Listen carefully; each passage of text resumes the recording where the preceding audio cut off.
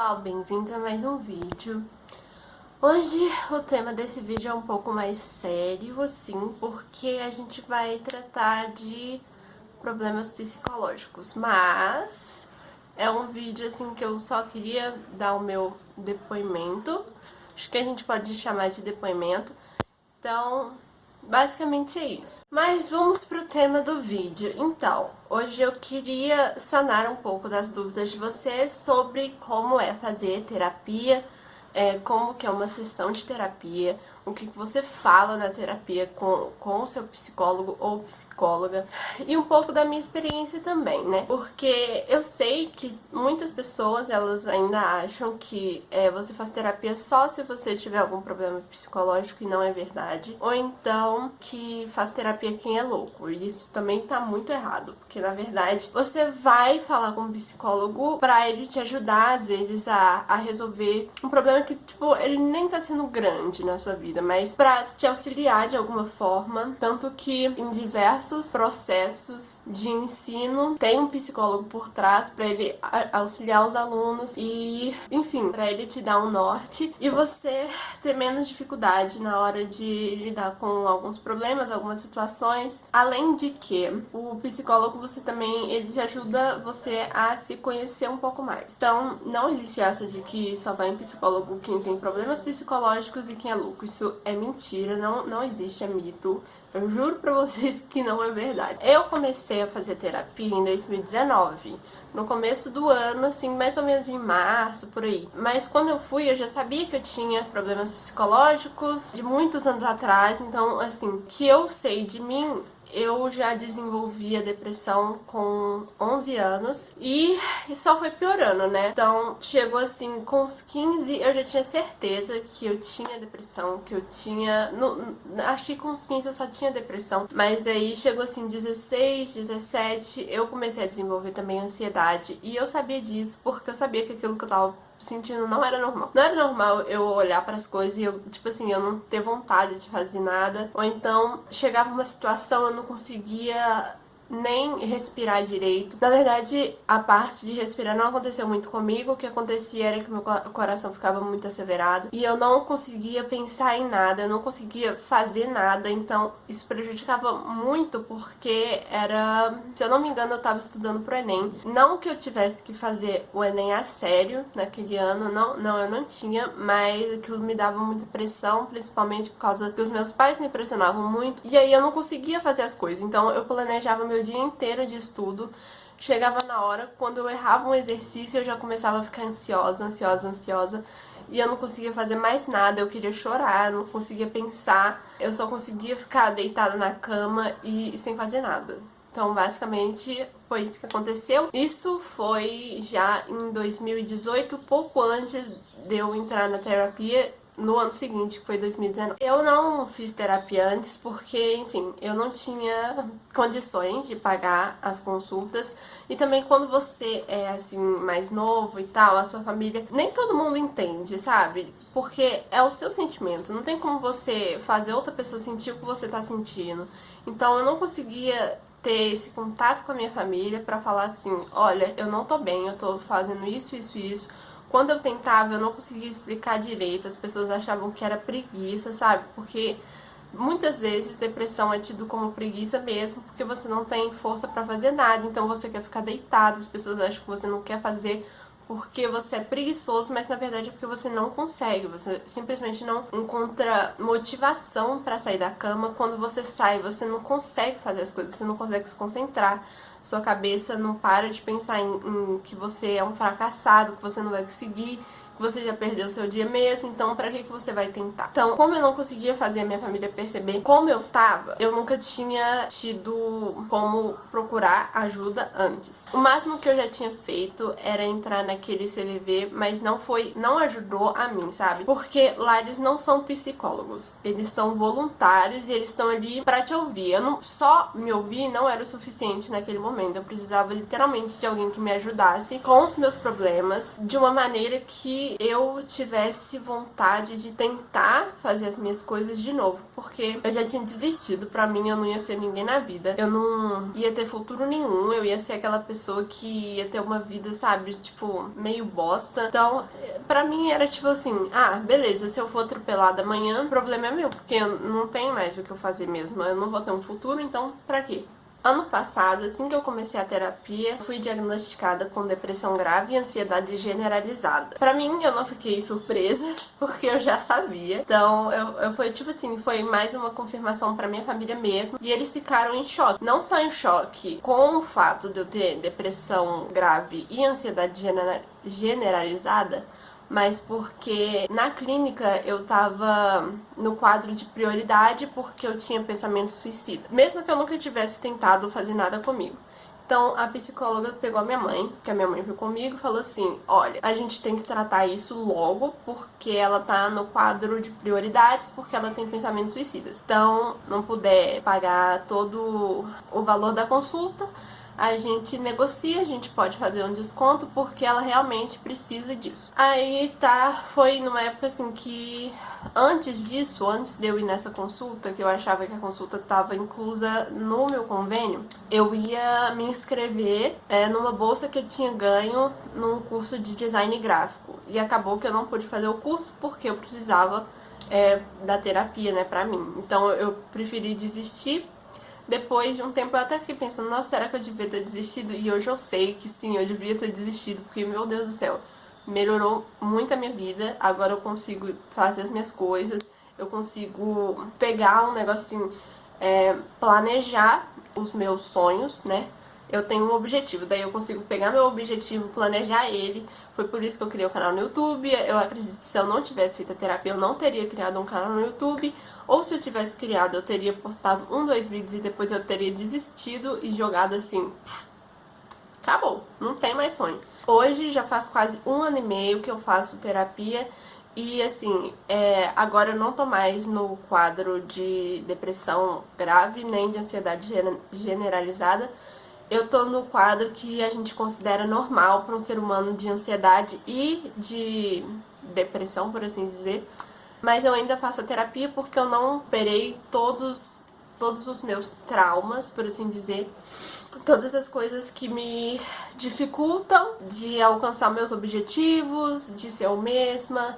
Então eu ainda faço, e mesmo eu fazendo terapia, eu ainda tenho recaída. Principalmente agora que a gente não pode sair de casa, eu acabo tendo alguns dias que eu tô assim bem mal, uma semana bem mal, que eu fico tipo assim, ah cara, eu acho que eu vou desistir de tudo, acho que eu vou largar o canal, vou largar as minhas gameplays da Twitch, eu acho que eu vou ficar só aqui tentando focar em outra coisa, não sei se isso vai me dar futuro, vou deixar tudo pra lá. E a minha psicóloga, ela me incentiva muito a continuar com o canal, tanto aqui quanto na Twitch, porque ela vê que me ajuda muito, tanto na parte de comunicação, que eu tinha me fechado bastante, quanto a perder a vergonha, que vai me ajudar lá na frente quando eu precisar apresentar algum trabalho na minha faculdade, que seja para todo mundo, apresentar TCC, essas coisas. Então ela me incentiva, assim, ela até fala, nossa, que bacana que você tá conseguindo ganhar seguidor e tal. Eu falo, sim, muito legal. Essa parte é muito legal.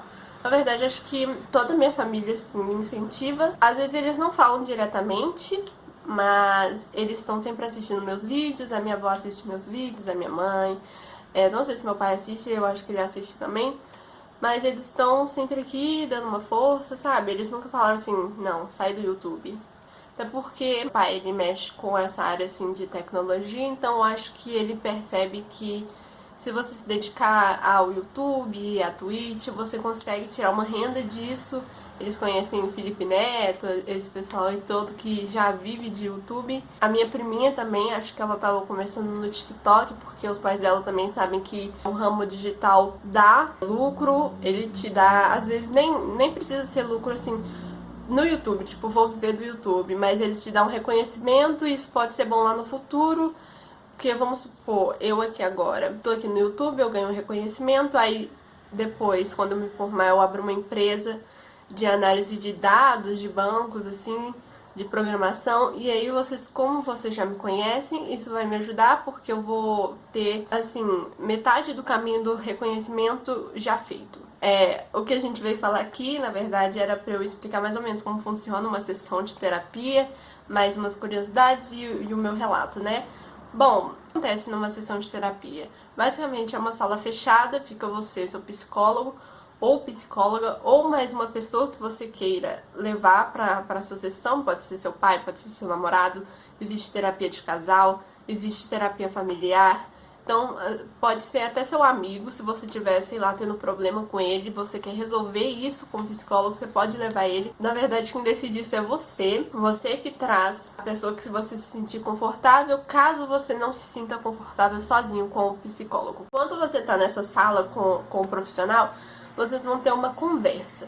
Eu vou dar um exemplo de algumas sessões que eu já tive, né? Que basicamente a minha psicóloga agora, ela pergunta sobre a minha infância, sobre como eram as coisas em casa. E aí, com base nisso, a gente vai trabalhando algumas dificuldades que eu tenho hoje, como, por exemplo, eu tenho muito pavor de ser repreendida. Se eu faço alguma coisa errada, eu já começo a ter uma pequena crise de ansiedade, porque eu tenho real pavor das pessoas gritarem comigo, das pessoas me colocarem de castigo. Então, isso é algo que eu trabalho atualmente com a minha psicóloga. Inclusive, atualmente, esse tem sido um dos grandes problemas, assim, na minha vida que eu não consigo resolver, então eu tô trabalhando, porque diferente dos meus outros traumas, tipo, uma coisa que eu tinha muito era, eu não acho que eu vou conseguir fazer isso porque outra pessoa disse que eu não vou conseguir. Aí a gente fala, tá, mas o que prova que esse pensamento é verdade, né? O que a pessoa falar que eu não vou conseguir fazer algo prova que eu não vou conseguir, né? Nada. Porque às vezes a pessoa nem te conhece, a pessoa só chega assim e fala, você tem um canal no YouTube, né? Vai dar certo não. Com base em que ela fala isso? Porque ela não conseguiu?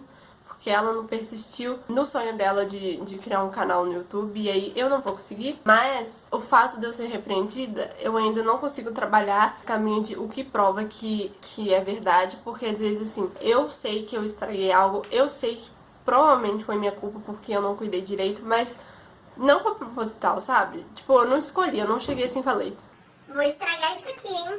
Vou estragar esse negócio aí. não, foi algo assim, acidental. Às vezes é uma coisa até que eu gosto muito e eu estrago acidentalmente e eu já começo a tremer, porque eu sei que às vezes nossos pais não entendem e eles vão falar assim, quem mandou você fazer isso e tal, mas foi assim um acidente. Um outro problema que eu trato, mas que eu já assim melhorei uns 80% desde o ano passado, é a minha falta de autonomia e a minha dificuldade de me impor nas minhas decisões. Eu nunca consegui dizer pra ninguém o que eu queria e aí eu acabava fazendo as coisas que as pessoas me pediam sem ter vontade, porque eu não conseguia falar assim, não, eu não quero fazer isso agora, porque eu tô focada em outras coisas, eu quero buscar o meu futuro de forma diferente e eu até posso considerar o que você tá me falando, mas eu não vou fazer isso aqui agora.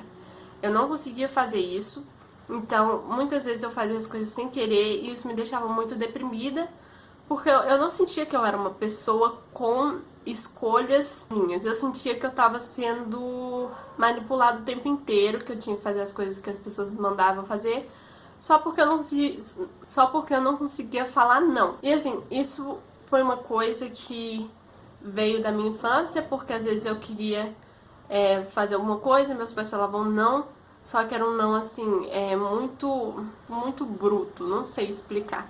Que aí interferiu na minha capacidade de negar as coisas, então eu deixava que todo mundo fizesse o que queria comigo. E isso passou de ser uma coisa assim, só com os meus pais. Chegava assim, uma pessoa falava, namora comigo, e eu não conseguia falar não, porque eu ficava pensando que a pessoa ia se sentir muito mal com aquilo, sabe? Eu falava, nossa, mas se eu não namorar essa pessoa, ela vai ficar magoada comigo, ela não vai mais querer ser meu amigo. Então eu vou namorar com ela mesmo, eu não querendo, porque ela quer. Isso não faz sentido nenhum. Então foi uma coisa que eu tive que trabalhar muito, porque sinceramente não dá pra você viver assim. A pessoa vira e fala assim, você vai sair com a pessoa, né? Você vai, tipo, você pega sua amiga, seu amigo, aí vocês vão dar um rolê. Aí ela fala assim, eu quero ir em tal lugar. Só que você não quer ir em tal lugar, você quer ir em outro lugar. Só que se você não quiser ir nesse lugar e a pessoa não quiser ir no seu lugar, vocês podem achar outro lugar que as duas querem ir, certo? Eu não fazia isso. Eu falava, ah, tá, pode ser. E aí eu só ia, e eu nem aproveitava porque eu não queria estar ali. E hoje, como eu já passei por essas coisas, eu faço terapia e eu acredito que a minha mente seja mais aberta, né? Eu fico imaginando como que vai ser quando eu tiver um filho ou algo do tipo. Eu até vejo, eu acho muito engraçado, algumas mães que elas já perceberam isso e elas educam os filhos dela de um jeito muito diferente do que eu fui educada. E eu acho isso, tipo, tão mágico, sabe? Porque, às vezes, a gente sabe que antigamente, o que acontecia? Quando uma criança, ela fazia algo muito errado, assim, você falava, não faz isso, aí ela vai lá e fazia, o que você pegava? Você pegava e dava um tapa na criança, deixava de castigo, tava tudo certo. Eu sei, pela minha experiência pessoal, que não dá certo. Porque com isso, eu desenvolvi muitos traumas. Muitos traumas. E eu fico pensando, cara, será que, sei lá, quando eu tiver um filho, minha mente vai apagar isso aqui e aí eu vou ser igual com eles, sabe? Eu vou, tipo, ser grossa com eles, eu vou gritar e falar assim, ô menino, você vai fazer o que eu tô mandando porque quem manda aqui sou eu, sabe? Você tira, você fala como se a criança ela não fosse uma pessoa, sabe? É como se ela fosse um robô que ela tivesse que te obedecer. E isso não é legal, cara. Antigamente, literalmente, a gente via o nosso filho como uma propriedade nossa, principalmente se ela fosse menina. Era tipo assim, a minha menina, então eu vou fazer de tudo pra, sei lá, pra segurar ela aqui, eu não sei. Mas eles não viam a gente como pessoas individuais, eles viam como se a gente fosse uma extensão deles, sabe? Então, por isso que muitas vezes, antigamente, era tipo assim, ah, não, você vai ser médico porque eu que te criei, você é meu filho, você é meu. Então, eu que vou escolher seu futuro porque você é meu. Mas isso não é verdade, né? Imagina só, se até hoje a gente chegasse assim e falasse assim, não, quero ser, sei lá, dentista. Não, você não vai ser dentista porque você é meu filho. Eu que faço suas escolhas. Eu que vou escolher com quem que você vai casar. Eu que vou escolher o nome do seu filho. Imagina, ia ser um inferno. Sim, os pais erram, sabe? Foi uma coisa que eu aprendi com a terapia, que a minha psicóloga sempre fala isso pra mim. Os nossos pais, eles são humanos. Eu sei que eles são nossos pais, às vezes eles são, tipo assim, os nossos heróis. Mas eles erram, eles são humanos. Então, a gente, às vezes, acho que a gente mesmo coloca muita expectativa neles. Porque, assim, ah, eles são meus pais, eles são os mais corretos, são as pessoas, as melhores pessoas que eu conheço, então eles nunca vão errar. Mas eles erram, cara. Porque não é porque eles são seus pais que eles viraram Deus do nada, assim, não cometo erros, sou uma pessoa, assim, perfeita. Não, não é assim. Então, é muito normal que, assim, durante a nossa criação eles tenham cometido erros. Às vezes esses erros prejudicam muito a gente, claro, mas eles também estão aprendendo, sabe? Então, acho que o mais correto é você ter paciência e tentar mostrar que aquilo te machucou realmente. Falar assim, olha, eu não gostei dessa sua atitude por causa disso, disso, me magoou muito. Igual uma conversa de gente adulta normal. Mas o que eu queria dizer com esse vídeo é que psicólogos, eles não são apenas para pessoas com problemas. Os profissionais da saúde mental, eles ajudam a gente com conflitos internos e externos, a gente a se conhecer melhor, conhecer nossas fraquezas, entender por que algumas coisas estão acontecendo com a gente. E eu queria também transformar esse assunto em algo menos tabu, porque eu sei que muitas pessoas têm, sei lá, medo de psicólogo. Eu já vi muita gente falar assim que tem medo de ir em um, não sei porquê, mas enfim, é da pessoa. E não tem nada demais, cara. O psicólogo, ele vai só realmente te auxiliar, ele não vai chegar lá, ele não fica te julgando se você falar assim, sei lá, sonhei que eu era um pé gigante e as pessoas moravam no meu dedo e eram fungos. Ele não vai olhar pra você tipo assim, nossa, essa pessoa é estranha, né?